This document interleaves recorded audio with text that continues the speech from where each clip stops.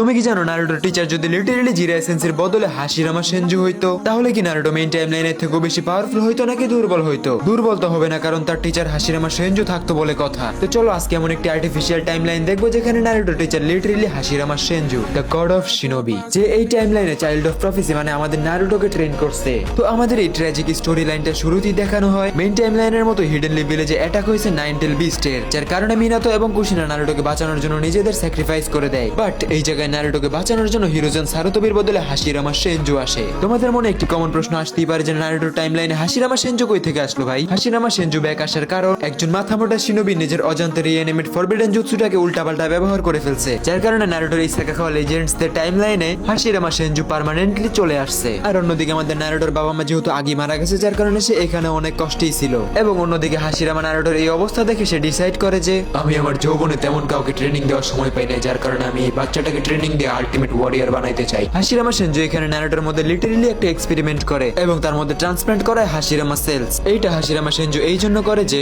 Naruto যেন নিজের training এর মধ্যে কোনো দুর্বলতা অনুভব না করে এবং নিজের ট্রেনিং ননস্টপ করতেই থাকে। দেন সময় অতিবাহিত হয় এবং আমাদের নারুটো এখানে একাডেমি জয়েন করে। কিন্তু এবার এমনটা হয় না যে মেইন টাইমলাইনের মতো নারুটোর সাথে সবাই খারাপ ব্যবহার করতেছে বা সে একাডেমিক লাইফ একা একা কাটায়, হয় একদমই তার উল্টাটা। নারুটো এখানে সবসময় থাকতো হাশিরামা সেনজুর সাথেই, যার কারণে সে একাডেমিতে সবার থেকে বেশি পাওয়ারফুল এবং মেধাবী স্টুডেন্ট থাকে, যার কারণে এই টাইমলাইনের একাডেমির প্রত্যেকের ফেভারিট ছিল নারুটো। বাট এই টাইমলাইনে নারুটোকে দেখে জেলাস হইতো সাসকে উচিহা, কারণ সে উচিহা থাকার পরেও নারুটোর জন্য তাকে কেউ দাম দিত না তেমন একটা। কিন্তু সময়ের সাথে সাথে আমাদের সাসকে উচিহা এখানে ডেভেলপ করে এবং নিজেকে অনেক ভালো পাওয়ারফুল বানিয়ে ফেলে এবং তারা একসাথে টিম 7 জয়েন করে। আর এইবারে টিম 7 হয় লিটারালি আনস্টপেবল পাওয়ারফুল। অন্যদিকে সময়ের সাথে সাথে আমাদের নারুটো এত তাড়াতাড়ি এত গ্রো আপ করতেছিল যে কাকাশি সেন্সেই এগুলো দেখে একদমই অবাক, কারণ নারুটো এখানে অলরেডি বেসিক লেভেলের উড স্টাইল শিখে গেছিল, কারণ হাশিরামা তো শুরুতেই তার মধ্যে হাশিরামা সেলস ট্রান্সপ্লান্ট করিয়েছিল। দেন কিছু সময় পরে টিম 7 তাদের প্রথম মিশন পায় ল্যান্ড অফ ওয়েভ। যেহেতু আমাদের নারুটোর কাছে শুরু থেকে বেসিক লেভেলের উড স্টাইল ছিল, যার মাধ্যমে সে হাকো এবং জাবুসাকে খুবই ইজিলি ওয়ান ট্যাপ মেরে দেয়।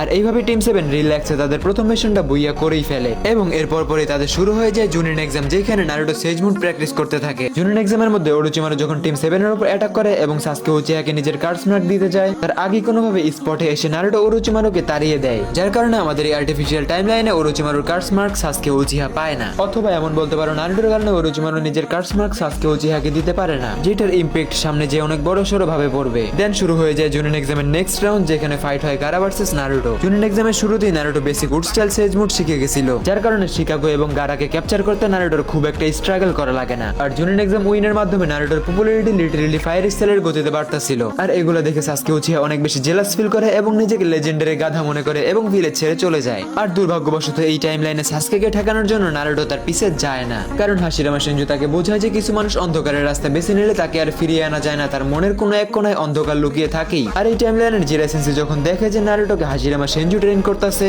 এই জন্য সে নিজের পুরোপুরি সময় নিজের মিশনে দেয় এবং হাশিরামা সেনজুকেই দেয় নারুটোকে ট্রেন করানোর জন্য।